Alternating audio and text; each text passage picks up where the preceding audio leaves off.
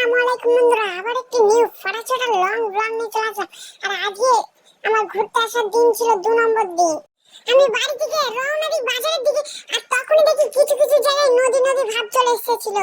আর বাজারে এসে দেখি কোটি কোটি লোক ঘোরাঘুরি করছিল, আর আমাকে সব হাই দিচ্ছিল, কারণ আমি একটা ভাইরাল মানুষ। আমি আমার গন্তব্যস্থানে পৌঁছে যাই, সেখানে যেতে আমাকে দেয় টিফিন। ওখান থেকে সোজা চলে আসি উলবেড়িয়া ভাইরাল পোল।